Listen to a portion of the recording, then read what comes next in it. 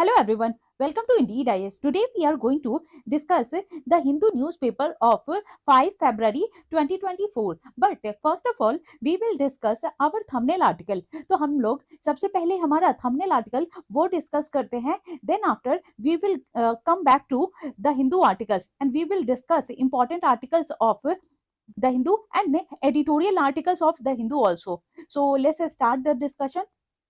So we will discuss this article. India imports bull semen from Brazil to raise milk production and as you can see ये बहुत time से चला आ रहा था and हम लोग देखेंगे भी कि ये अभी से नहीं, इवन दो 3-4 साल से ये डिस्कशन चल रहा था कि हमें ये जो इंडिया है वो ब्राजील से उनका जो बुल का सीमेन है वो लेगा, लेकिन एक्चुअल में ये जो ब्राजील है वो एग्री नहीं कर रहा था ऑल बिकॉज उसको ये डर था कि जितने जो काऊ है जो इंडिया की वो इस बुल के सीमेन को वो डाइजेस्ट कर पाएंगे या नहीं, या फिर उनकी डेथ हो जाती है या फिर कोई डिजीज हो जाएगा, इसीलिए वो अलाउ नहीं कर रहा था। ऑल बिकॉज अगर कुछ ऐसा हो गया तो ये सारा क्लेम ये जो ब्राजील के गवर्नमेंट और वहां की जो कंपनी पे लगेगी, इसीलिए ये जो ब्राजील है वो बचना चाह रहा था।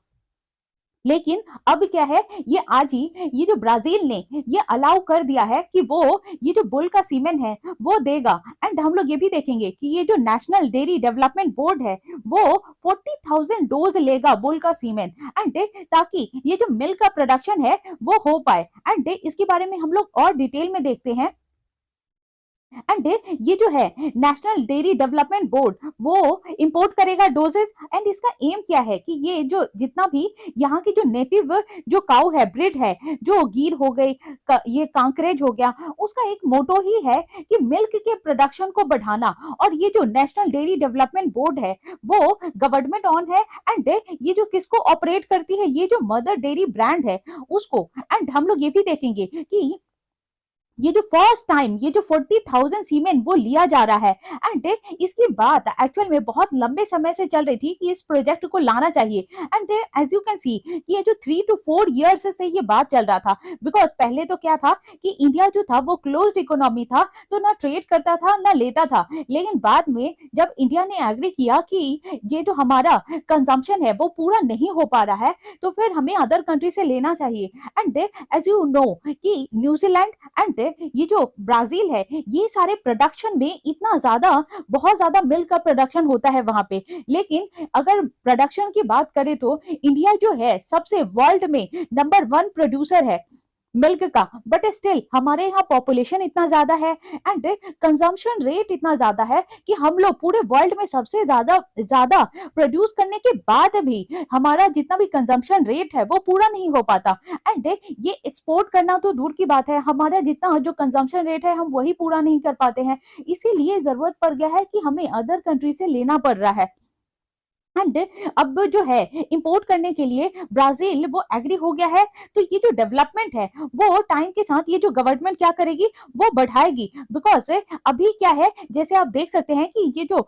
ये फाइनेंशियल ईयर 19 में ही ये 22.8% का ये इंक्रीमेंट हुआ था। एंड इवन दो देखा जाए तो अभी ये जो फाइनेंशियल ईयर 23 है तब भी अभी कितना है 230.6 मिलियन टन ऑफ मिल्क का प्रोडक्शन है। लेकिन गवर्नमेंट चाहती है कि जब ये जो फाइनेंशियल ईयर 34 हो तब तक ये जो 330 मिलियन टन का प्रोडक्शन होना चाहिए पर एनम। एंड इसीलिए ये गवर्नमेंट चाहता है दिल्ली का कि मिल्क ये प्रोड्यूस करना एंड जो हमारा कंजम्पशन रेट है उसको पूरा करना। बिकॉज जैसे जैसे ये पॉपुलेशन इंक्रीज हो रहा है उसी तरह से ये कंजम्पशन रेट वो भी बहुत तेजी से इंक्रीज हो रहा है। And as you can see कि इंडिया जो है वर्ल्ड लार्जेस्ट मिल्क प्रोड्यूसर है पूरे वर्ल्ड में एंड ये कंट्रीब्यूट करता है जितना वर्ल्ड में जितना मिल्क का प्रोड्यूसर होता है मात्र इंडिया सिर्फ अकेले ये 24% कंट्रीब्यूट करता है। तो आप देख सकते हैं ये कितना ज्यादा ये प्रोड्यूस करता है, बट स्टिल ये जो इंडिया सबसे ज्यादा पॉपुलेशन के भी रेट में नंबर 1 है क्योंकि इसने चाइना को बीट कर दिया है, तो इसीलिए इसका कंजम्पशन रेट भी बहुत हाई है, तो इसीलिए उसको पूरा करने के लिए ये लिया जा रहा है। एंड इवन दो आप देख सकते हैं कि सबसे जो मिल्क प्रोड्यूसर है जो नंबर 1 है 24% ये प्रोड्यूस करता है इंडिया एंड उसके बाद है US and then after China. And अभी भी जो कंजम्पशन रेट इतना ज्यादा है कि इसका जो इंक्रीज होते ही जा रहा है, और जितना जो डिमांड है उस वो पूरा नहीं कर पा रहा है, क्योंकि जितना पॉपुलेशन इंक्रीज हो रहा है कंजम्पशन भी उतना ही इंक्रीज हो रहा है, लेकिन जितना प्रोड्यूस हो रहा है उस वजह से ये जो डिमांड है लोगों तक हर जगह जितना डिमांड है, जैसे बहुत सारी चीजें होती हैं मिल्क की, जैसे दही हो गया, पनीर हो गया, एंड एन नंबर ऑफ चीजें हैं, तो वो डिमांड पूरा नहीं कर पा रहा है। इसीलिए ये चाहता है कि इस तरह का प्रोजेक्ट लाया जाए ब्राजीलियन जेनेटिक्स से, ताकि ये जो कैपेसिटी है उनकी, जैसे वहां की जो काऊ है उनका कैपेसिटी है कि पर एनिमल जो है वो प्रोड्यूस कर सकता है 80 जो लीटर वो, एंड हमारे इंडिया में कितना है कि जो काऊ है यहाँ की वो 40 लीटर जो इनकी कैपेसिटी है। तो एज यू कैन सी कि ये डबल है ब्राजीलियन की कैपेसिटी, इसीलिए वहां से लिया जा रहा है। एंड सीनियर ऑफिशियल ने बताया कि एनिमल हस्बेंड्री के लिए एंड जो डेयरी मिनिस्ट्री है उन्होंने कंफर्म किया कि अब वहां से लिया जाएगा, एंड ब्राजीलियन जितने भी हैं उन्होंने कंफर्म कर दिया है। And as you can see ये जो एनडीडीबी है उनका प्लान है इंपोर्ट करने का ब्राजीलियन बुल से सीमेन लेने का। वो बहुत टाइम से एक तो लेना चाह रहे थे, जो पास्ट 4 ईयर से ये बात चल रही थी कि वहां के जो ब्रीड है उनसे लेना चाहिए, लेकिन इनको ये भी डर था कि हो सकता है कि वहां के जो ब्रीड है यहाँ पे जो उनका जो सीमेन है यहाँ पे सक्सेसफुल होगा या नहीं होगा, इसीलिए ये बात बन नहीं पा रही थी। बिकॉज इंडिया ने 2017 से ही ट्राई कर रहा था कि उनका जो फ्रोजन सीमेन है वो लिया जाए ब्राजील से, लेकिन बहुत सारे ऑब्जेक्शन के कारण और कि ब्राजीलियन जो है वो अलाउ नहीं कर रहे थे। तो अब जाकर के क्या हुआ है कि ये जो है ब्राजीलियन वो अलाउ कर दिया है उन्होंने। एंड अगर इसमें जो मेन हिस्ट्री है, जो मेन जानने वाली बात है, जो इतना ज्यादा वो लोग मिल्क प्रोड्यूस कर रहे हैं, इतना उनकी कैपेसिटी इनहांस है, तो वो कैसे है एक्चुअल में ये जो वहां पे जो ब्रिड है वो इंडिया का ही ब्रिड है। अगर उनका जो ये जो जेबू कैटल है जो ओरिजिनेट हुआ है साउथ वेस्ट एशिया में एंड इवॉल्व किया था पूरे जो है ये जो 3 breed of Indian cattle, because यहाँ के जो 18 सेंचुरी की में ही यहाँ के जो महाराजा थे, महाराजा भावनगर, उन्होंने ब्राजील में ये जो 3 जो कैटल है वो गिफ्ट किया था। तो अगर देखा जाए तो जो हम लोग मांग रहे हैं अभी सीमेन वो एक्चुअल में इंडिया का ही है। और इंडिया अभी जब हम देख रहे हैं कि सबसे ये नंबर 1 में है प्रोडक्शन, तो इतना ज्यादा ऐसा तो नहीं है कि ये जो प्रोड्यूसर है वो पहले ये अब जाके एकदम से हो गया है, ऐसा नहीं है, बहुत पहले से ही ये प्रोड्यूस कर रहे थे। लेकिन अभी क्या हुआ है कि सडन ये पॉपुलेशन बहुत ज्यादा इंक्रीज हो गया है, जिसकी वजह से जितनी ये जो मिल्क का कंजम्पशन और जितनी पूर्ति होनी चाहिए वो नहीं हो पा रही है। लेकिन इसमें एक ट्विस्ट ये है कि हम जो सीमेन अभी ले रहे हैं वो एक्चुअल में इंडिया का ही है, क्योंकि इंडिया के महाराजा ने ही यहाँ के काऊ जो जेबू कैटल है एंड जो अभी सीमेन जो इतना अच्छा वहां पे ग्रोथ कर रही है वो इंडिया का ही है। और 18 सेंचुरी में महाराजा जो भावनगर थे उन्होंने ही ब्राजील को गिफ्ट किया था। फिर क्या हुआ कि वहां पे वो जो कैटल है वो ग्रो करते गया, उसकी पॉपुलेशन ग्रो करती गई, और यहाँ पे जो नेग्लिजेंस की वजह से जो यहाँ पे गिर हो गई और बहुत सारे जो हाई जो प्रोड्यूस करने वाले ब्रीड थे वो जो ये जो साउथ अमेरिका में जा करके वो अपनी कैपेबिलिटी दिखाते गए और सरवाइव कर गए और एक्सट्रीम वेदर में भी। लेकिन यहाँ पे जो नेग्लिजेंस की वजह से यहाँ पे कॉन्स्टेंट डिक्लाइन होते गया उनका नंबर, एंड बाद में क्या हुआ कि ये जो ब्रीड है वो खत्म ही हो गई। एंड वहां पे क्या है कि ये जो ब्रीड वो ज्यादा ग्रो करती गई। एंड इसकी ये जो खासियत है जो ब्रीड का हम लोग सीमेन लेने वाले हैं कि वो किसी भी वेदर में रह सकता है, मतलब उसको कोई फर्क नहीं पड़ता कि कैसा हार्श ये जो हार्श वेदर है या फिर कोई भी हार्श सिचुएशन है, वो कहीं भी ऐसे रह सकता है। और उसका जो मिल्क का जो यील्ड है वो बहुत ज्यादा है। एंड हमने अभी देखा कि वो ये जो मिल्क का जो वहां की जो मिल्क का कि उनकी जो काऊ है वो डेली बेसिस पे जो है वो 20 लीटर पर डे दे सकती है। वो अगर एवरेज लिया जा रहा है मतलब उससे ज्यादा भी दे सकती है। लेकिन यहाँ की जो काऊ है जो इंडियन काऊ है उनकी कैपेसिटी है 8 to 10 लीटर। तो आप देख सकते हैं कि ये डबल है उनकी कैपेसिटी। एंड ये एक्चुअल में इंडिया का ही है। अगर इंडिया ने बहुत सारी चीजों में नेग्लिजेंस दिखाया है पहले जो इंडियन ओरिजिन ही थी, लेकिन बाद में क्या हुआ कि फॉरेन कंट्री में जा करके वो लोग ग्रो करते गए और यहाँ के नेग्लिजेंस की वजह से ये जो ब्रिड है वो खत्म होता चला गया। तो यही सारी चीजें हैं। अभी जब ये आ जाएगा, जब यहाँ के ब्रिड में और होने लगेगा, तब ये और ज्यादा न्यूज में रहेगा, तो तब हम और अच्छे से डिटेल में इसके बारे में जान पाएंगे। एंड इसका जो जेनेटिक मटेरियल है वो भी इतना अच्छा है कि वो जब यहाँ आएगा तो ग्रो करेगा, क्योंकि इसका सक्सेस रेट बहुत ज्यादा हाई है। लेकिन ये एक्चुअल में ब्राजील वहां पे देने में हिचक रहा था और देना नहीं चाह रहा था, इसीलिए ये इतना ज्यादा टाइम लग गया। एंड हम देख सकते हैं कि इंडिया एंड ब्राजील का जो रिलेशन है वो बहुत ज्यादा अच्छा है, बिकॉज इंडिया और ब्राजील है वो बहुत सारे ये जो मल्टी फेसेटेड रिलेशनशिप इससे जुड़ा हुआ है। ऑल बिकॉज जैसे ये ब्रिक्स में ये जो इंडिया एंड ब्राजील दोनों है, एंड ये जो G20 उसमें भी है, G4 उसमें भी है, IBSA उसमें भी है, और इंटरनेशनल सोलर अलायंस जो इंडिया ने स्टार्ट किया है। एंड आपको पता होगा या फिर नहीं है तो मैं बता देती हूँ कि ये जो इंटरनेशनल सोलर अलायंस है उसका हेडक्वार्टर इंडिया में ही है, और वो कहाँ है? हरियाणा में। एंड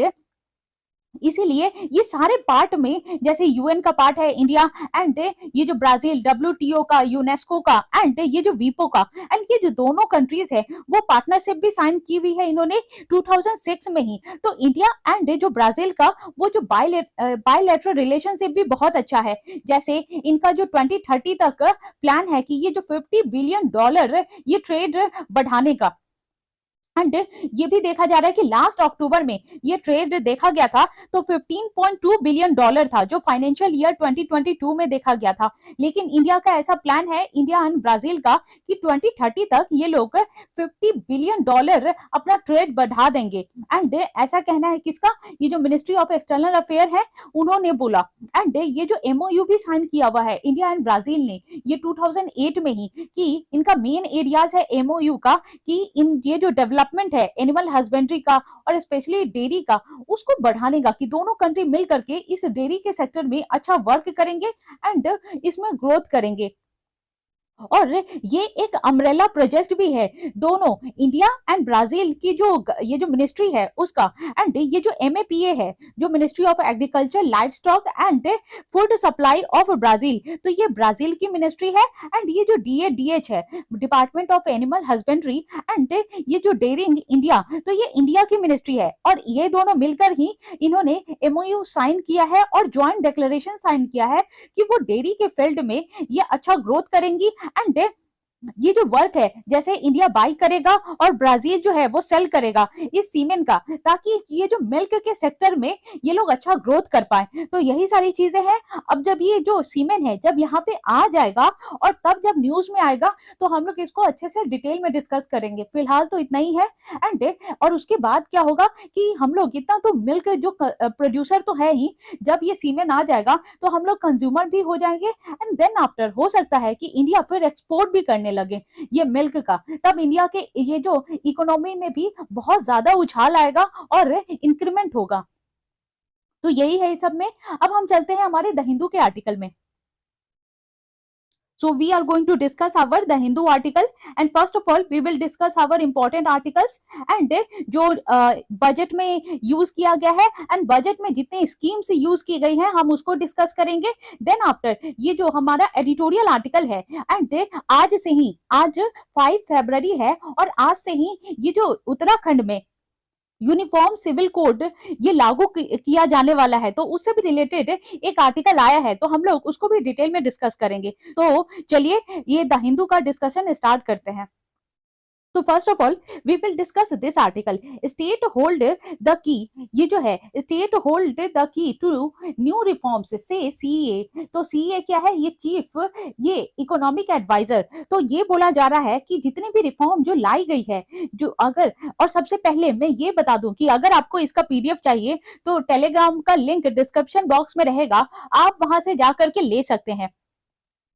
एंड इस आर्टिकल का यही मतलब है कि जितने न्यू रिफॉर्म से लाई गई है या फिर ये जो लाई जाने वाली है, पूरे स्टेट को उसको अच्छे से ये मानना चाहिए और उसको है ना ये रिफॉर्म करना चाहिए। एंड अभी बोला जा रहा है कि इंडिया जो है एनर्जी के क्षेत्र में, एंड ये जो इसमें ज्यादा इन्वेस्टमेंट कर रहा है और इसमें ग्रोथ करना चाह रहा है, तो पूरे जो स्टेट है उसको भी मिल करके अच्छे से वर्क करना चाहिए, ताकि उससे क्या होगा, ये जो ट्रांसपेरेंसी आएगा और टारगेटेड जो ट्रांसफर है सब्सिडीज का वो हो पाएगा। क्योंकि ये जो चीफ इकोनॉमिक एडवाइजर है उनका ये कहना है कि ये जो इंटरिम बजट है उसमें ये जो एनर्जी के लिए बहुत सारी चीजें लाई गई हैं, और अगर स्टेट भी अच्छे से मिल करके इसका पालन करता है तो ये नेक्स्ट जनरेशन के लिए बहुत अच्छा हो जाएगा। बिकॉज एज यू नो कि ये जो एनर्जी का हम लोग बहुत यूज करते हैं, इवन दो ये जो इंडिया है वो ग्रोइंग नेशन है और ये डेवलप्ड ये जो कंट्री बनने वाला है, तो इसमें एनर्जी का कंजम्पशन बहुत ज्यादा हाई है। इसीलिए इसके लिए बहुत जरूरी है कि सारे लोग अच्छे से वर्क करें और एनर्जी के लिए जितनी भी सारी चीजें हैं वो अच्छे से यूज हो। एंड ये जो इंटरिम बजट है जिसमें बोला गया है कि ये जो नेक्स्ट जनरेशन के लिए ये सारी चीजें जो रिफॉर्म लाई गई है, एंड वो सारी चीजें की जाएगी जो नेक्स्ट जनरेशन है हमारी, जो आने वाली पीढ़ी है, उनके लिए कैसे ये हेल्पफुल साबित हो उस पर वर्क किया जा रहा है। जैसे ये लैंड यूज रखा गया है, एंड ये जो लैंड यूज नॉर्म्स है उसका पालन करना चाहिए, एंड हेल्थ का पालन करना चाहिए, एजुकेशन का पालन करना चाहिए, लेबर लॉज है, और क्रिटिकल टू ये जो जॉब क्रिएशन है उसके लिए। एंड एज यू नो कि ये जो सारी चीजें हैं जैसे हेल्थ हो गया, एजुकेशन हो गया, लैंड यूज हो गया, तो ये सारा चीज ये स्टेट लिस्ट में आता है। एंड ये जो स्टेट लिस्ट हो गया, यूनियन लिस्ट हो गया, कंकरेंट लिस्ट हो गया, तो ये सारी चीजें एंड तीन ये लिस्ट में बटा होता है। जैसे अगर यूनियन लिस्ट जिसमें सिर्फ जो यूनियन है, जो हमारा पार्लियामेंट है, वो रूल बना सकता है। स्टेट लिस्ट में सिर्फ स्टेट है ना वो रूल बना सकता है, और कंकरेंट में स्टेट और यूनियन दोनों मिल करके ये रूल रेगुलेशन बना सकते हैं। एंड ये जो शेड्यूल जो है शेड्यूल 7 में आता है, ये जितने भी स्टेट यूनियन एंड ये जो कंकरेंट लिस्ट है उसका, एंड ये जो सारी चीजें हैं वो सारा स्टेट लिस्ट में आती है, मतलब इन सब पे ये स्टेट ही रूल बनाएगा। तो इसीलिए बोला जा रहा है कि जितने भी जो इंटरिम बजट में बातें की गई हैं उन सबको ये जो स्टेट को अच्छे से पालन करना चाहिए, तभी जाकर के ये जो नेक्स्ट जनरेशन है उसका अच्छे से ग्रोथ हो पाएगा। एंड इसी का कंटिन्यूएशन आर्टिकल है, हम लोग उसको देखते हैं। And this is the continuation article. Consensus with states and energy security are part of reforms. तो ये बोला गया है कि ये जितने भी रिफॉर्म्स लाई जा रही हैं एनर्जी सिक्योरिटी में, या जितने भी रिफॉर्म्स की बात की गई है उसमें ये जो स्टेट का कंसेंसस बहुत जरूरी है, तभी जाकर के ये एक्चुअल में ग्रोथ हो पाएगा। एंड ये जो बोला गया है ये चीफ इकोनॉमिक एडवाइजर के द्वारा कि अगर जो भी चीजें लाई जा रही है उसमें स्टेट का मोमेंटम होना बहुत जरूरी है, तभी जाकर के ये जो फिस्कल पॉलिसी है वो खत्म हो पाएगा, एंड ये जितने भी फिजिकल डेफिसिट है वो खत्म हो पाएगा। क्योंकि जब तक स्टेट साथ नहीं देगा तब तक यूनियन कुछ नहीं कर सकती है। तो ये सारी चीजें हैं, और इसमें और डिटेल में बहुत सारी चीजें बात बोली गई हैं। एंड इसमें जो स्कीम्स है जो बजट में यूज किया गया है एंड इस आर्टिकल में भी यूज किया गया है, तो हम उसको भी देखेंगे। And as we can see कि ये जो इकोनॉमी है वो रिगेन कर रहा है, बिकॉज ये जो कोविड के टाइम ये क्या हुआ था, ये वी शेप में पूरा चला गया था और नेगेटिव में चला गया था, लेकिन अभी क्या है कि ये जो फिजिकल डेफिसिट है वो कम हो गया है, एंड जो हमारा बजट और जितना हमारा ग्रोथ है वो बहुत अच्छा हो रहा है। इसीलिए ये बोला जा रहा है कि ये जो इकोनॉमी जो है वो फिर से रिगेन कर रहा है, और इसका जो मोमेंटम है वो भी इंक्रीज कर रहा है, और जितने जो फिजिकल पॉलिसी है वो भी अच्छी चल रही है। तो ये सारा कुछ बताया गया है। इवन दो डिस्कस किया गया है कि ये जो इंटरिम बजट में कि ये जो नेक्स्ट जनरेशन को बढ़ाना है, एंड उसी को ध्यान में रख करके ये सारे जो स्कीम्स है, रिफॉर्म्स है वो लाई जा रही है। एंड और जितने भी गुड्स एंड सर्विस टैक्स है, एंड इंसॉल्वेंसी एंड बैंकक्रप्टी जो कोड है, एंड डायरेक्ट टैक्स हो गया, एंड उसको भी जरूरत है कि वो टाइम टू टाइम है ना वो उसको रिव्यू करने का, तब जाकर के लोगों को थोड़ा सा राहत मिल पाएगा। बिकॉज ये अभी क्या है कि जीएसटी में भी लोग टैक्स देते हैं, फिर डायरेक्ट टैक्स में भी टैक्स देते हैं, एंड ये अगर कोई ये जो फॉल्स हो गया बैंक के थ्रू या इंसॉल्वेंसी या बैंकक्रप्टी हो गया, तो उसमें भी ये जो नॉर्मल सिविलियंस है और जो नॉर्मल पीपल है उनको बहुत लॉस झेलना पड़ता है। तो अगर ये तीन तरीके से इनको लॉस हो गया, एक तो इंसॉल्वेंसी हो गया, फिर जीएसटी हो गया, फिर डायरेक्ट टैक्स हो गया, तो ये सारी चीजों को जरूरत है कि वो टाइम टू टाइम रिव्यू करे, ताकि जो आम जनता है उनको थोड़ा सा रिलीफ मिले। एंड ये जो बजट है वो उसी पे फोकस कर रहा है कि कैसे वोट ऑन अकाउंट है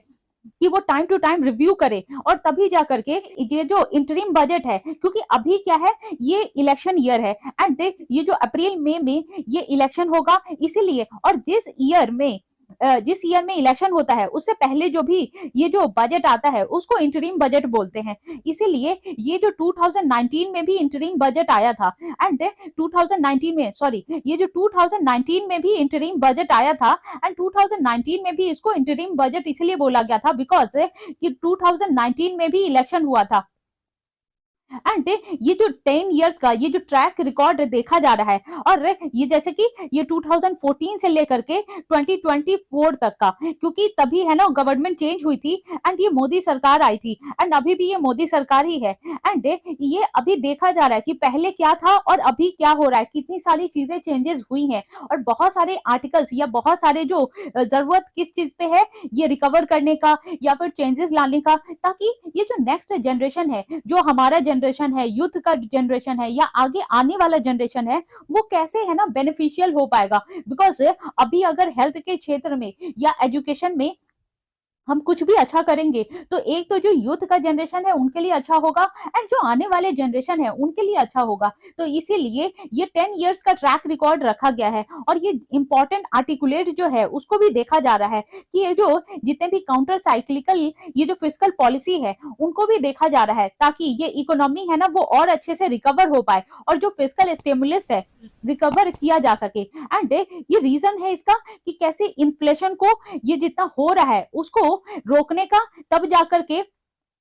एंड ये हम देख पा रहे हैं कि ये जो 2022 में एंड 2023 में भी ये जो बिग सरप्राइज था कि ये जो इन्फ्लेशन तो हो रहा था लेकिन जितना ग्रोथ होना चाहिए वो हो रहा था, लेकिन इन्फ्लेशन होने का एक जो कारण है, एक तो ये जो रशिया और यूक्रेन का वॉर हो रहा था उसकी वजह से हुआ, और बहुत सारा सप्लाई चेन है उसके डिसरप्शन के कारण हुआ, कि जैसे हम लोग ऑयल लेते हैं या बहुत सारी चीजें लेते हैं, तो जब इन लोग का वॉर हुआ तो ये जो सप्लाई चेन ब्रेक हो गया था, एंड उसके वजह से ये बहुत सारा इन्फ्लेशन इंक्रीज हो गया। लेकिन अभी क्या है 2024 में वो अभी जो है वो सारी चीजें सही चल रही है, एंड इवन दो ये जो बजट है या फिर इकोनॉमी का भी ये जो ग्रोथ है वो भी सही चल रहा है। And as you can see कि ये जो 5.1 जो जीडीपी का टारगेट था तो वो अभी सही चल रहा है, उसी हिसाब से ग्रोथ हो रहा है, एंड फिस्कल डेफिसिट भी जो है वो भी ये डिक्रीज हो रहा है। एंड ये जो इंपॉर्टेंट है कि ये too much too big and too long, ये देखा जा रहा है कि जो 10 साल का जो गैप है एंड 10 साल का जितनी भी चीजें उसको सर्वे की जा रही है कि कितना ग्रोथ हुआ है, कितना करना है, एंड उसको कंपेयर किससे किया जा रहा है, ये जो 2010 से 11 तक एंड 11 से 12, क्योंकि उस समय क्या था ये कांग्रेस की गवर्नमेंट थी, एंड कांग्रेस की गवर्नमेंट से ये कंपेयर किया जा रहा है कि जब से ये जो बीजेपी की गवर्नमेंट आई है तब से क्या चेंजेस हुआ है, एंड ये कांग्रेस के टाइम क्या था और अभी क्या हुआ है। तो इसीलिए ये 10 साल का है ना वो गैप देखा जा रहा है कि इस 10 साल में हमने क्या क्या किया है, क्योंकि इस साल भी इलेक्शन है। तो ये अगर जब जब तक ये लोग पूरा सर्वे दिखाएंगे नहीं कि 2024 से लेकर के 20 से लेकर 14 से लेकर के 2024 तक इन्होंने क्या किया है, उसी पे इनका जो वोट बैंक है वो ये रिलाई करेगा, तभी जाकर के इसी हिसाब का ये जो इंटरिम बजट है वो आया है। अगर ये जो मोदी सरकार फिर से जीत जाती है या फिर अदर कोई भी ये गवर्नमेंट है 2024 में जीत जाता है, तो उसके बाद इलेक्शन के बाद फिर से ये बजट आएगा, ये जून और जुलाई में, एंड वो होगा एक्चुअल ये बजट। तो ये सारी चीजें हैं, एंड ये बोला जा रहा है कि जैसे ये सबकी नजर है कि ये जो पीएम गरीब कल्याण अन्न योजना है उसको एक्सटेंड करने का 5 ईयर से, क्योंकि अभी जो है ये जितने भी फाइनेंशियल इंक्लूजन लाने की बात की गई थी तो वो उतना पूरा नहीं हो पाया है। तो इसीलिए जो पीएम गरीब कल्याण अन्न योजना है वो उसको फिर से बढ़ाया जाएगा, एंड ये एक तरह का वोट ऑन अकाउंट भी है। एंड जितना हम लोग चाहते थे कि ये जो पॉवर्टी डिक्रीज होने का उतना हुआ नहीं है, इसीलिए ये जो अन्न योजना है उसको फिर से रिपीट किया जाएगा। एंड ये बोला जा रहा है कि बहुत सारे रिफॉर्म्स अभी आने हैं, एंड जो नेक्स्ट जो है जनरेशन के लिए जो अभी जरूरी है वो हो नहीं पाया है, तो इसीलिए ये जो डायरेक्ट टैक्स हो गया या इनडायरेक्ट टैक्स हो गया तो उस पे इसमें भी रिफॉर्म करना बहुत जरूरी है, एंड ये जो कॉर्पोरेट टैक्स हो गया उसके भी रेट को सिंप्लीफाई करना बहुत जरूरी है, तभी जाकर के इतना जो ट्रेड होता है अदर कंट्री के साथ या फिर विद इन स्टेट में तो वो अच्छे से हो पाएगा। एंड ये जो टैक्सेबल इनकम है या फिर ये जो कैपिटल गेन टैक्स है जो डिफरेंट डिफरेंट एसेट पे लगता है, वो सबको भी ये रिव्यू करना या रिफॉर्म करना बहुत जरूरी है। एंड एज यू नो, ये जो कैपिटल गेन टैक्स क्या होता है, ये जितने भी एसेट्स होती है, हमारी प्रॉपर्टी जो होती है, वो प्रॉपर्टी पे हमेशा हर साल ये कैपिटल गेन टैक्स लगता है। एंड ये जो है, जो लोग भी इनकम टैक्स भरते हैं, तो उनका देखा जाता है कि कितना आपका कैपिटल है, कितना अपनी आपकी प्रॉपर्टी है, उसी प्रॉपर्टी पे। और एवरी ईयर ये सर्वे होता है कि जितना आपके पास प्रॉपर्टी है, अगर वो नेक्स्ट ईयर इंक्रीज हुई, तो फिर वो प्रॉपर्टी पे वो एक्स्ट्रा चार्ज लगेगा। तो ये सारी चीजें हैं। एंड ये जो री एग्जामिन किया जाएगा, जितने भी डिसाइड किया गया है कि ये चेंजेस होनी चाहिए उस पे। एंड फाइनेंस मिनिस्टर ने ये भी बोला है कि ये जो कंसेंसस बेस्ड होगा, कि कंसेंसस है, बाकी स्टेट से भी ये पूरा कंसल्ट किया जाएगा कि ये कैसे होना चाहिए, कैसा काम चल रहा है, कैसा नहीं चल रहा है। क्योंकि स्टेट जो गवर्नमेंट है, उनका इन्वॉल्वमेंट होना बहुत जरूरी है, तभी जाकर के ये जितने स्टेक होल्डर्स हैं, वो सारे का अच्छे से यूज हो पाएगा। और ये भी बोला जा रहा है कि ये जो सब नेशनल गवर्नमेंट जो भी है, स्टेट है या फिर उससे नीचे के, तो उनका भी कंसेंसस लिया जाएगा, तभी जाकर के ये जो हेल्थ है, एंड ये जो लर्निंग आउटकम है, या फिर स्किलिंग इश्यूज है, लैंड रिफॉर्म्स है, ये लैंड कन्वर्जन है, और ये सारी जो चीजें हैं, जो इंपॉर्टेंट थिंग है, वो सारी चीजों पे रिफॉर्म्स हो पाएगी। क्योंकि बिना स्टेट के इन्वॉल्वमेंट में, बिना स्टेट के इन्वॉल्वमेंट के बिना कुछ भी नहीं हो सकता है। बिकॉज अगर सेंटर चाहेगा कि हम ये सारा बजट लगा दे, रूल लगा दे, सारे लोग फॉलो कर ले, तो बिना स्टेट के राजी हुए बिना कोई भी ये जो रूल है या फिर स्कीम है, वो अच्छे से वर्क नहीं करेगा। इसीलिए जरूरी है कि सारी स्टेट का इन्वॉल्वमेंट होना चाहिए, तभी जाकर के ये जो नेक्स्ट जनरेशन का रिफॉर्म हो पाएगा। एंड नेक्स्ट जनरेशन में ये एक इंपॉर्टेंट चीज है कि एनर्जी का सिक्योरिटी करना। बिकॉज ये जो एनर्जी का ट्रांजिशन हो रहा है, जैसे पहले का टाइम अलग था और अभी क्या है कि हर चीज में एनर्जी लग रही है, चाहे वो व्हीकल हो, इलेक्ट्रिसिटी हो, या फिर जो भी चीजें हो, एजुकेशन हो, डिजिटली हो, या फिर सारी चीजों में आर्टिफिशियल इंटेलिजेंस हो, या सारी चीजों में, या व्हीकल्स हो, तो ये सारी चीजों में है ना, एनर्जी का जरूरत लग ही रहा है। तो जरूरी है कि ये जो डिस्कॉम है, ये डिस्ट्रीब्यूशन कंपनीज जो है, वो अच्छे से गवर्नमेंट के साथ मिल करके वर्क करें। एंड ये सारी चीजें हैं। एंड उसी में ये जो स्कीम है उडे, ये जो स्कीम, उस पे भी ये बोला जा रहा है कि देखा जाएगा, और जितने भी जो इकोनॉमिकली वेबल है, या फिर उसको भी जो रिकवर करने की जरूरत है, या फिर जो करेक्ट करने की जरूरत है, उसको भी किया जाएगा। क्योंकि वो जो आगे की जो लेगेसी है, उसको ध्यान में रख करके, क्योंकि आगे की लेगेसी को ये खोना नहीं चाहते हैं। एंड इसी के लिए ये जितना भी ये पावर परचेज करने की जरूरत पड़ेगी, ये लोग करेंगे। क्योंकि ये जो इकोनॉमिकली ये जो वायबल रेट है, उसको ये पूरा नहीं हो पा रहा है अभी। एंड इसी के लिए जरूरी है कि जितना जो प्रोडक्शन हो रहा है, एंड जो पावर का जो प्रोडक्शन है या फिर जो प्रोड्यूसर है, उसको पूरा करने के लिए ये जितने भी डिस्ट्रीब्यूशन कंपनीज हैं, उसको ये जो सेंटर के साथ मिल करके अच्छा वर्क करना हो पाएगा। तभी क्या होगा, ये जो ट्रांसपेरेंसी आ पाएगी, और ये जो टारगेटेड जितने भी ट्रांसफर ऑफ मनी है, या फिर हाउस होल्ड है, या फिर बिजनेस है, या कंजम्पशन है, तो ये सारी चीजें जो भी एनर्जी से रिलेटेड है, वो पूरा हो पाएगी। तो ये सारी चीजें हैं। एंड ये भी बोला गया है जो गुड्स एंड सर्विसेज टैक्स है, एंड रैशनलाइजेशन है, उसको भी इम्प्लीमेंट करना, एंड उसमें भी रिफॉर्म लाना। एंड ये जो जीएसटी है, जीएस और ये जो भी जीएसटी की चीजें होती हैं, एंड उसमें जो मीटिंग बैठता है या फिर चेंजेस होता है, तो वो कैसे होता है। एक तो जीएसटी का काउंसिल बनाया गया है, एंड यही काउंसिल क्या करता है, देख रेख करता है कि जो भी चीजें बनाई जानी है या चेंजेस लाई जानी है जीएसटी में, कि कितना परसेंट किस पे लगेगा। एंड एज यू नो कि जीएसटी में हर चीजों पे, हर प्रोडक्ट पे अलग अलग जो है परसेंटेज लगता है। किसी पे 0%, किसी पे 5%, किसी पे 12, किसी पे 18, एंड किसी पे 28। तो ये जो देख रेख एंड डिसाइड करने का काम जीएसटी काउंसिल ही करती है, एंड उसको रेगुलेट करने का काम भी वही करती है। तो इसीलिए बहुत जरूरी है कि इसका पेरियोडिक है ना रिव्यू होना चाहिए, तभी जाकर के ये जो पॉलिसी का अच्छे से डिसीजन लिया जा पाएगा, एंड वो अच्छे से वर्क किया जा पाएगा। तो ये बहुत जरूरी हो जाता है कि ये जितने भी गुड्स हैं, उसका जो है वो पेरियोडिक रिव्यू हो। एंड ये जीएसटी हो गया या फिर इंसॉल्वेंसी या बैंकरप्टी कोड है, उसको भी हर कैटेगरी में बांटा जाए कि कितना ज्यादा है ना, कौन कितना लॉस होगा, तब किस हिसाब से ये बैंकरप्टी कोड में आएगा, और जीएसटी में कितना ज्यादा, उसका भी एक कैटेगरी बांटा जाना चाहिए और उसका भी प्रॉपर रिव्यू होना चाहिए। एंड इसमें एक ये जो टर्म है सनसेट क्लॉज,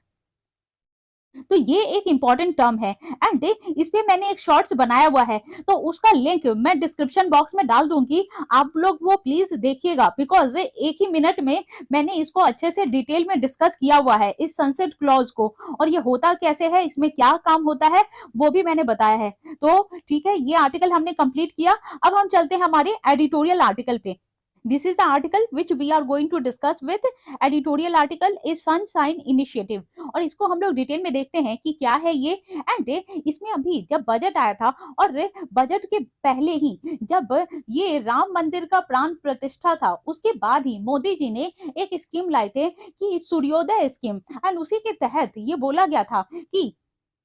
इसमें जो है 1000 जो करोड़ पीपल हैं, उन जो 1 करोड़ पीपल जो हैं उनको ये इलेक्ट्रिसिटी प्रोवाइड किया जाएगा, वो भी सोलर रूफ टॉप के तहत। तो यही सारी चीजें हैं इसमें, एंड हम लोग इसको डिटेल में देखते हैं कि कैसे कैसे ये जो सोलर रूफ टॉप है वो वर्क करेगा, और कैसे जो 1 करोड़ पीपल हैं उनको ये कैसे बेनिफिशियरी साबित होगा और वो लोग कैसे बेनिफिट ले पाएंगे इसका। तो अभी जो है इसका जिक्र बेनिफिट, इसका जो जिक्र है वो बजट में भी किया गया है। तो फाइनेंस मिनिस्टर ने, जो निर्मला सीतारमन है, ये इंटरिम बजट में उन्होंने अपने स्पीच में बताया कि ये जो प्लानिंग की गई है प्राइम मिनिस्टर जी के द्वारा, और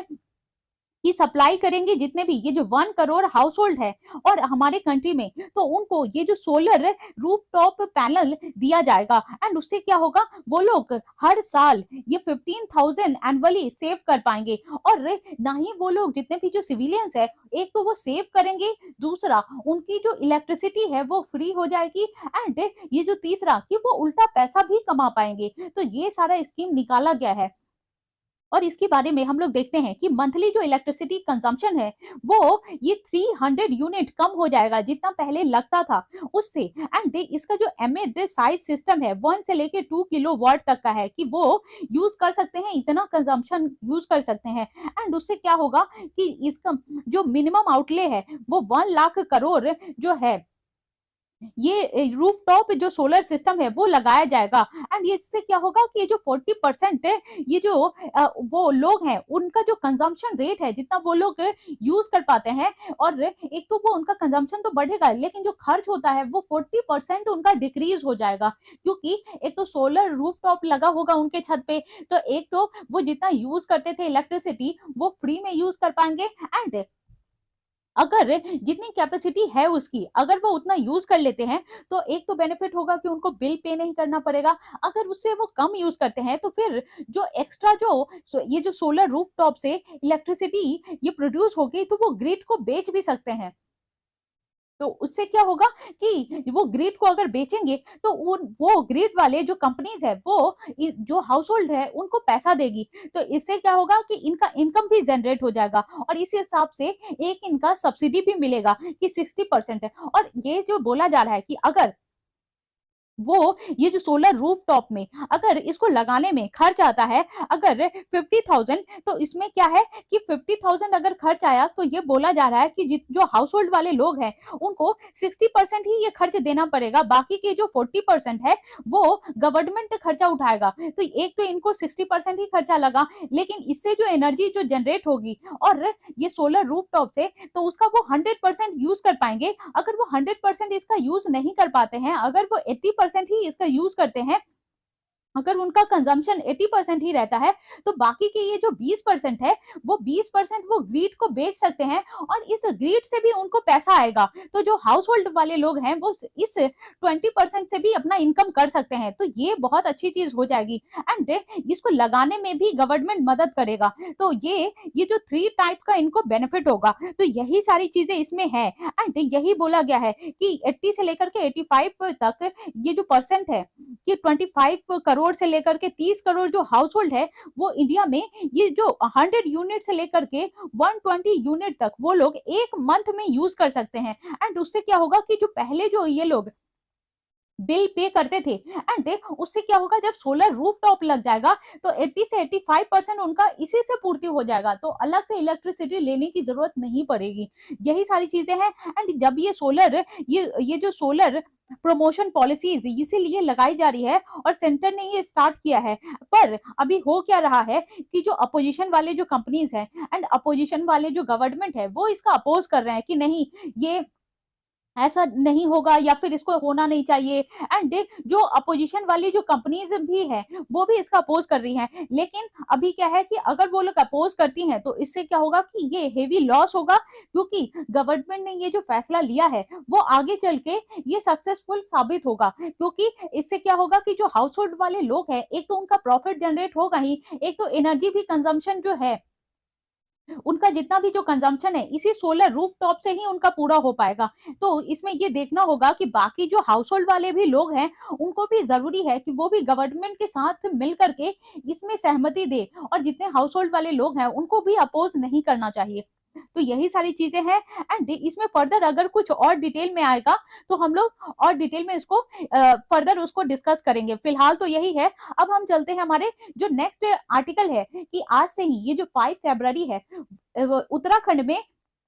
ये जो यूज होने वाला है एंड लागू होने वाला है यूनिफॉर्म सिविल कोड, तो उसके बारे में भी हम लोग डिटेल में देख लेते हैं और ये भी देखेंगे कि ये जो यूनिफॉर्म सिविल कोड होता क्या है एंड इसमें ऐसा क्या है कि बहुत टाइम से अगर गवर्नमेंट चाह रही थी कि इसको यूज करना चाहिए और लगाना चाहिए, लेकिन बहुत बार क्या है कि अपोज हो रहा था, इसीलिए इसमें इतना देरी हो गया। एंड हम लोग देखेंगे कि किस मिनिस्ट्री और कमेटी के तहत इसको बैठाई गई है और कौन इसको चेयर कर रहा है। तो चलिए डिस्कशन स्टार्ट करते हैं। तो यही है वो आर्टिकल जो हम लोग डिस्कस करने वाले हैं। ये on Uttarakhand uniform civil code जो ये जो 5 फरवरी से वो आज से ही ये लागू होने वाला है। तो हम लोग इसके बारे में देखते हैं कि ये इसमें ऐसा क्या है जो इतना ज्यादा अभी प्रोटेस्ट का कारण भी बना हुआ था कि बहुत पहले से इसको लागू करना था लेकिन हो नहीं पा रहा था। तो ये जो है, ये जो लास्ट ईयर ही इलेक्शन हुआ था जो उसके उत्तराखंड में, तो उत्तराखंड में जब ये जो इलेक्शन हुआ था 2022 में, तब वहां के जो सीएम बने थे तो उनका एजेंडा ही था कि जब वो जीत जाएंगे तो उत्तराखंड में ये जो यूसीसी है वो लागू कर देंगे। और उत्तराखंड के ये जो चीफ मिनिस्टर कौन है, पुष्कर सिंह धामी, उन्होंने बोला था कि जब इसका रिपोर्ट जब सबमिट हो गया था तो ये जो February 2 है उसी दिन उनका अनाउंसमेंट आया था कि वो ये जो 5 फरवरी से ये यूसीसी लागू करने वाले हैं उत्तराखंड में। एंड हमने ये भी देखा कि ये जो यूसीसी है ये की पोल था उनका और प्रॉमिस था कि अगर ये बीजेपी के जो ये जो चीफ मिनिस्टर है अगर जीत जाते हैं तो इलेक्शन के बाद वो ये यूसीसी लागू कर देंगे। और हम लोग ये देखते हैं कि ये what does a UCC aim to do, इसका मकसद क्या है ये लागू करने का। इसका एक तो ये जो मकसद है कि ये जो यूनिफॉर्म सेट ऑफ लॉ लाने का, चाहे वो कोई भी जो है रिलीजन हो पर उस सब पे सारा एक तरह ही वर्क करेगा। जैसे चाहे वो मैरिज हो, डाइवोर्स हो, अडॉप्शन हो या फिर इनहेरिटेंस हो, कि इनहेरिटेंस में जैसे कि जो फादर और मदर का जो प्रॉपर्टी होता है जो बच्चों को मिलता है, चाहे वो बॉय हो या गर्ल हो, तो वो सब का प्रॉपर्टी का इनहेरिटेंस का भी ये सारा रूल और रेगुलेशन सब पे इक्वल लगेगा। तो इसीलिए एंड ये जो आर्टिकल 44 है वो कॉन्स्टिट्यूशन में दिया गया है एंड उसी के तहत ये जो यूसीसी आर्टिकल है यूनिफॉर्म सिविल कोड वो आर्टिकल 44 में आता है। एंड ये जो इसमें बोला क्या गया है कि आर्टिकल 44 क्या कहता है, ये जो स्मॉल इंडीवर है to secure for the citizen a uniform civil code throughout territory of India, कि अगर कहीं ये लग जाता है तो सारे जितने सिटीजन हैं उस पे इक्वल जो है वो लॉ लगेगा, चाहे वो कोई सा भी जेंडर हो या कोई भी, अगर अमीर हो या गरीब हो उससे कोई फर्क नहीं पड़ता है, सब पे इक्वल है ना, ये रूल रेगुलेशन लगाया जाएगा। और ये जो आर्टिकल 44 है वो किस में आता है, directive principle of state policy. And ये नॉट एनफोर्सिएबल है। एंड इसको मतलब ये नॉट एनफोर्सिएबल इसलिए है क्योंकि इसके अगेंस्ट में आप सुप्रीम कोर्ट नहीं जा सकते, क्योंकि अगर ये फंडामेंटल राइट में होता, तो अगर फंडामेंटल राइट में होता तो इसके जो अगेंस्ट में सुप्रीम कोर्ट में जाया जा सकता था या फिर हाई कोर्ट में, लेकिन ये नॉन एनफोर्सिएबल है। मतलब इस पे जो है गवर्नमेंट और स्टेट ये रूल ला सकती है और ये स्टेट गवर्नमेंट है, ये स्टेट गवर्नमेंट के अंदर आएगा कि ये जो वेलफेयर स्टेट है उसके तहत ये यूसीसी ये लागू कर सकता है state. And as we have discuss कि ये जो प्रोविजन है वो फंडामेंटल राइट या में नहीं आता है, लेकिन ये लोगों के हित में जरूर सोचता है, तो ये फंडामेंटल राइट और डायरेक्टिव प्रिंसिपल का ये साथ का निचोड़ है। एंड इसी को इंडियन कॉन्स्टिट्यूशन में ये बताया भी गया है। एंड जो बी आर अम्बेडकर जी भी थे, उन्होंने ये बोला था कि ये हम लोग इस पे छोड़ देते हैं, डीपीएसपी में डाल देते हैं, क्योंकि जब जिस स्टेट को ये जरूरत लगेगा कि ये यूसीसी लागू करना चाहिए तो वो फिर अपने हिसाब से कर सकते हैं। इसीलिए कॉन्स्टिट्यूशन में ये सिर्फ आर्टिकल में मेंशन कर किया हुआ है। एंड ये लागू तब नहीं किया गया था, लेकिन सिर्फ एक ही स्टेट में ये अभी तक ये लागू है और वो है गोवा। और गोवा एज यू नो कि पोर्तुगीज ने पहले कैप्चर किया हुआ था, लेकिन पोर्तुगीज जो सबसे पहले आए थे और सबसे लास्ट में गए, तो लास्ट में वो 1961 में गए थे। एंड तब से उन्होंने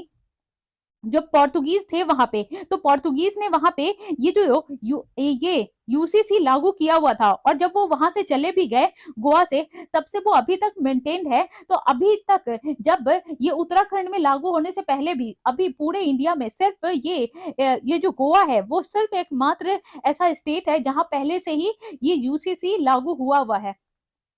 एंड ये जो है ये बोला जा रहा है कि राइट ऑफ रिलीजन माइनॉरिटीज और इंडिया, तो बहुत सारे लोगों को ऐसा डर है कि ये जब यूसीसी जब लागू हो जाएगा तो क्या ये रिलीजन को ये हार्म नहीं करेगा, और उससे क्या ये जो डाइवर्सिटी है वो खत्म नहीं हो जाएगी। क्योंकि हम लोग जानते हैं कि इंडिया में हर तरह के रिलीजन है, हर तरह की डाइवर्सिटी है, इसीलिए इसको यूनिटी इन डाइवर्सिटी बोला जाता है। तो बहुत टाइम से जो प्रोटेस्ट हो रहा था कि नहीं लगना चाहिए ये यूसीसी, वो इसी पे हो रहा था कि ये जो यूनिटी इन डाइवर्सिटी है वो कहीं खत्म ना हो जाए। एंड सबको एक अपना रिलीजन का बोला गया है कि जो रिलीजन वो चाहे वो फॉलो कर सकता है। और वो आर्टिकल 19 में दिया गया है कि freedom of speech and expression में, और वो ड्राफ्ट किया गया है कॉन्स्टिट्यूशन में। और अब क्या है कि ये जो आर्टिकल 25 है वो गारंटी देता है कि फंडामेंटल राइट में कि to freedom of religion subject to reasonable restriction such as public order, morality और हेल्थ। तो ये बोला गया है कि ये जो आर्टिकल 25 है, तो एक तो फ्रीडम है लोगों को अपने रिलीजन के लिए, लेकिन जब बात पब्लिक की ऑर्डर की आ जाएगी या फिर मोरालिटी की बात आ जाएगी या हेल्थ की बात आ जाएगी, तब स्टेट जो है वो इंटरवीन कर सकता है। और उसी के तहत ये यूसीसी लग रहा है। एंड इसमें क्या है कि ये जब यूसीसी लग जाएगा तो एक तो यूनिफॉर्म जो है वो सब जो गवर्नमेंट है वो सब पे लॉ लगा पाएगी, और सारे लोग को उसका विदाउट ये जो सिक्योरिंग और ये जो है वो इम्प्लीमेंट करना ही पड़ेगा, और कोई उसका अपोज नहीं कर पाएगा। लेकिन ये बोला जा रहा है कि जितने भी लोग हैं, कम्युनिटीज है, उनको ये कंसर्न में रख करके ही ये लिया जा रहा है। ऐसा नहीं कि आप पे ये एट्रोसिटी दिखाया जाएगा या फिर आप पे है ना अपना जो गवर्नमेंट है वो मनमानी करेगा, ऐसा नहीं है। लेकिन लोगों का जो फ्रीडम ऑफ रिलीजन है वो वैसा ही रहेगा, उनको उतनी ही छूट मिलेगी। लेकिन ये जो यूजीसी से क्या होगा कि बहुत सारे जो हम लोग देखेंगे कि उससे प्रमोट क्या कर होगा, इक्वलिटी होगा वेमेन का, और ये जो पर्सनल लॉज है वो भी ये जो प्रिवेंट करेगा elimination of discrimination against women. And ये जो बहुत सारी चीजें, ये जो वेमेन हो गया, चाइल्ड हो गया, फिर बहुत सारी जगह पे रेसिज्म होता है, तो उसको हटाने के लिए ये यूसीसी लाया जा रहा है, ना कि किसी के रिलीजन को ऐसे हार्म पहुंचाने के लिए। तो इनका जो है, और अभी हमने डिस्कस भी किया कि ये जो बी आर अम्बेडकर है उन्होंने पहले ही ये बोल दिया था कि इसको मात्र कॉन्स्टिट्यूशन में डाल दिया गया है, लेकिन बाद में देख सकते हैं कि ये जो मैटर है वो जब कॉन्स्टिट्यूशन बना भी था तब 5-4 के मेजोरिटी पे ये रह गया था। एंड जो सरदार वल्लभ भाई पटेल थे वो चाहते थे कि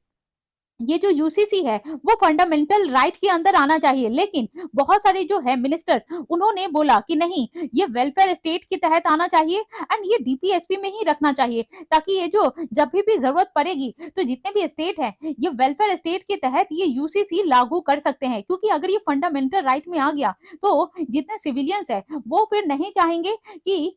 ये यूसीसी लागू हो, और इसके अगेंस्ट वो सुप्रीम कोर्ट में भी जा सकते हैं। तो यही हुआ था। एंड ये बात चल रही थी कि और ये जो उत्तराखंड में यूसीसी ये कब से लागू होने वाला है, एक्चुअल में ये जून 2022 में ही लागू होने वाला था, लेकिन बहुत सारे जो कारणों की वजह से ये एक्सटेंड होता चला गया। एंड ये जो है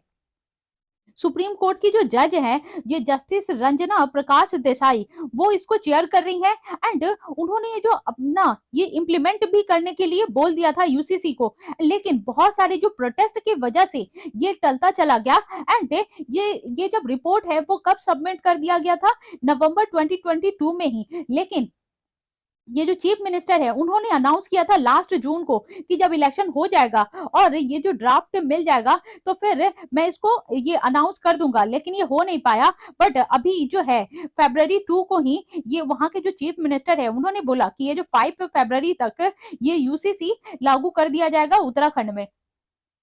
एंड ये जो लागू करने का मेन एजेंडा क्या है जो ये बोला जा रहा है, क्योंकि ये जितने भी और बहुत सारे लोग इसको अपोज भी कर रहे हैं, जैसे ये जो दो जो ट्राइबल कम्युनिटी है, एक तो ये जो वन गुज्जर ट्राइब है और जो मुस्लिम नोमैडिक ट्राइब है, ये दोनों ही अपोज कर रही हैं, क्योंकि इसमें जो है वो कि हमारे साथ कुछ भेदभाव ना हो या फिर उनको बहुत सारे रेसिज्म का भी सामना करना पड़ता है, तो वो लोग अपोज कर रहे हैं। लेकिन ये चेंजेस जो लाया जा रहा है कि ये जो ड्राफ्ट किया गया है उसका ये जो फोकस है कि मेन फोकस ये लोग कर रहे हैं जेंडर इक्वालिटी पे, कि बहुत सारा जो है वेमेन के खिलाफ इतना जो इश्यूज होता है, एंड ये जो मेन एंड वेमेन में इक्वालिटी ला पाए, तो ये एक एजेंडा है, ना कि उनका इंटरफेयर करने का रिलीजन में। और जो मैरिज से हो गया या डाइवोर्स से रिलेटेड हो गया या फिर पॉलीगैमी हो गया, पॉलीगैमी को ये जो मुस्लिम टर्म है इद्दात, जो मैंडेटरी कर दिया गया है कि ये जो वेमेन अलाउ करेंगी दूसरे शादी के लिए, और तभी जो मेन है वो शादी कर सकते हैं दूसरा, क्योंकि पॉलीगैमी में क्या होता है, एंड ये जो मुस्लिम्स को भी 4 शादी अलाउ है, लेकिन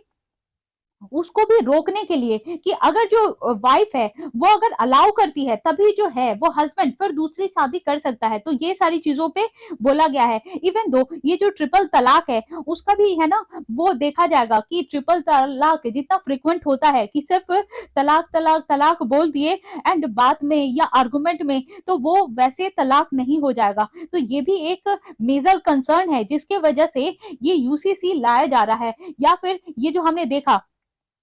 ये जो इनहेरिटेंस है, जो प्रॉपर्टी का मैटर होता है कि इक्वल प्रॉपर्टी शेयर होना चाहिए मुस्लिम वेमेन में अगेंस्ट द एग्जिस्टिंग 25%, क्योंकि अभी क्या है कि जो मेन है और जो ब्रदर और सिस्टर है, तो अगर प्रॉपर्टी का डिस्ट्रीब्यूशन हुआ अगर मुस्लिम में भी, तो ये जो ब्रदर है तो उसको 3/4 मिलता है एंड जो सिस्टर है उसको 25% मिलता है। तो इसमें इक्वल प्रॉपर्टी का डिस्ट्रीब्यूशन होना चाहिए, तो वो भी एक मैटर है। एंड इसमें मिनिमम एज भी रखा गया है मेल और फीमेल के लिए, बिकॉज अभी क्या है जो फीमेल का 18 है और मेल का 21 है, लेकिन ऐसा बोला जा रहा है कि जब ये यूसीसी लागू हो जाएगा तो मेन एंड फीमेल दोनों का ही सेम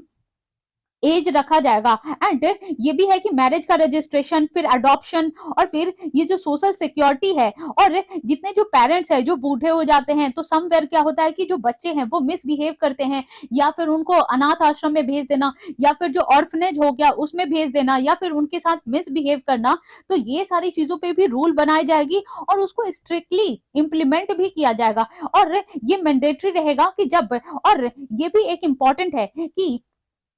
अभी क्या है ये लिव इन रिलेशनशिप पे कोई रूल रेगुलेशन नहीं है स्ट्रिक्ट, तो अभी उस पे भी बनाया जाएगा एंड उस पे भी ध्यान दिया जाएगा। बिकॉज अभी क्या है ये लोग लिव इन रिलेशनशिप में रहते तो हैं, लेकिन जब उनका झगड़ा हो जाता है या फिर कोई इशू हो जाता है तो फिर वो कहते हैं कि हमारे साथ ये जो है ना मिसबिहेव हुआ, या फिर बहुत बार ये जो लड़कियां हैं या फिर वेमेन है वो क्लेम कर देती हैं कि हमारे साथ असॉल्ट हुआ है या फिर जबरदस्ती हुई है, या फिर तो उसके रिगार्डिंग भी ये रूल रेगुलेशन लाया जाएगा जो कि अभी नहीं है। तो ये जो एम है यूसीसी लाने का, तो ये सारी चीजों पे एक तो इक्वालिटी पे ये वर्क करेगा एंड दूसरा ये लिव इन रिलेशनशिप पे ये जो है ना उस पे भी ये रूल बनाएगा। एंड इसका एम है कि इंपावर करना जितने भी सेक्शन है जो सोसाइटी के, उसको इंपावर करना और रिजर्वेशन देना जो किसी भी क्लास का हो, या फिर ये जो मैरिटल राइट जो भी मिलना चाहिए वो, और जो कस्टम्स है उन सबको भी देखने का। तो ये सारी चीजें हैं। और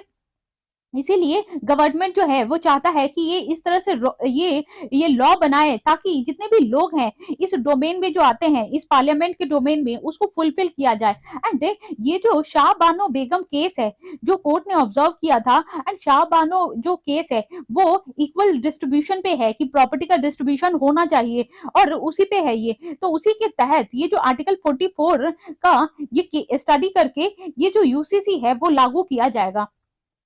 एंड ये सारी चीजें हैं। एंड ये भी है कि ये जो यूसीसी है वो 6 जो एरिया है उस पे ये जो सुप्रीम कोर्ट के तहत जो 2021 से 2022 में ही होने वाला था, लेकिन ये आ नहीं पाया, लेकिन अब जब ये आ रहा है तो ये जो 6 एरिया है उस पे बहुत ज्यादा इम्फेसाइज करेगा और उस पे ज्यादा रूल रेगुलेट बनाएगा। जैसे डाइवोर्स हो गया, जैसे अभी हमने देखा कि एक तो इद्दात हो गया, या फिर ट्रिपल तलाक हो गया, या फिर तो डाइवोर्स हो गया, तो इस पे बहुत ज्यादा रूल रेगुलेशन बनाया जाएगा। एंड ये जो मेंटेनेंस हो गया, एलिमनी हो गया, तो इस ग्राउंड पे एंड किसी के साथ इसमें डिस्क्रिमिनेशन नहीं होना चाहिए, उसका भी ध्यान रखा जाएगा कि किसी भी वेमेन के साथ डिस्क्रिमिनेशन नहीं होना चाहिए, या फिर जो उनका ये जो 14 आर्टिकल है राइट टू इक्वालिटी वो भी वायलेट नहीं होना चाहिए, या फिर 15 आर्टिकल जो है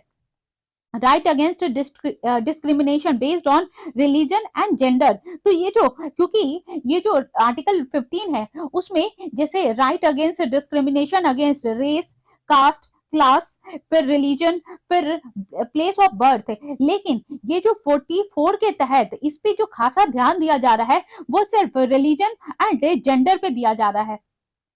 एंड ये जो अश्वनी उपाध्याय हैं जो फॉर्मर चांसलर थे मौलाना आजाद नेशनल उर्दू यूनिवर्सिटी, जो फिरोज अहमद बख्त, तो उन्होंने भी ये बोला था कि ये जो आना चाहिए। एंड ये जो डीवाई चंद्रचूड़ हैं पर उस पिटीशन को उस समय ये जो ऑब्जर्व किया था उन्होंने, और बोला कि इसको विद इन ये जो है ना पार्लियामेंट का डोमेन है उसी में रखा जाएगा, और पार्लियामेंट को जल्द से जल्द इस पे रूल बनाने की जरूरत है। और ये जो चंद्रचूड़ जी हैं जो हमारे चीफ जस्टिस ऑफ इंडिया है, उन्होंने बोला कि पार्लियामेंट है वो जल्द से जल्द एक कमेटी बैठाए और कमेटी सर्च करके फिर यूजी जहां पे भी जरूरत है ये यूसीसी लाने का वहां पे उसको लागू करे, क्योंकि बहुत ज्यादा ये जरूरी हो गया है, तभी जाकर के ये जो इक्वालिटी और जेंडर से रिलेटेड जितनी भी जो डिस्क्रिमिनेशन है वो कम हो पाएगी। तो उसका मेन एजेंडा यही है कि एक तो इक्वालिटी पे ध्यान देना, एंड दूसरा कि ये जो जेंडर पे ध्यान देना, तो यही सारी चीजें हैं। एंड इसमें ये बोला गया है कि ये जो चीजें आती हैं वो ये जो एंट्री 5 है कंकरेंट लिस्ट का वो आता है, एंड ये जो 7th शेड्यूल में वो बताया गया है। इवन दो ये जो एंट्री 5 है कंकरेंट लिस्ट का, तो उसमें क्या है कि स्टेट भी इन्वॉल्व रहेगी एंड सेंटर भी इन्वॉल्व रहेगा, और ये दोनों मिल करके ही ये रूल रेगुलेशन बनाएंगे। एंड इसी पे ये जो लॉ कमीशन ऑफ इंडिया है, तो लॉ कमीशन क्या करता है, जब भी कोई कमिटी बैठती है तो और उसका जो रिपोर्ट देना होता है ये लॉ कमीशन ही देता है। एंड लॉ कमीशन ने ये रिपोर्ट दिया था और इसने भी बताया कि 1000 ऑफ ये से जो बहुत सारे जो पर्सनल लॉज हैं वो अभी तक पूरा नहीं किया गया है। एंड अगस्त में ही 2018 में ये 21st लॉ कमीशन जो हेड किया गया था, जो सुप्रीम कोर्ट के जज हैं जो बलबीर सिंह चौहान, उन्होंने सबमिट किया था 85 पेज का, और ये बोला था कि इसमें जो फैमिली का जो लॉ है उस पर रिफॉर्म लाने की जरूरत है। एंड उसमें भी ये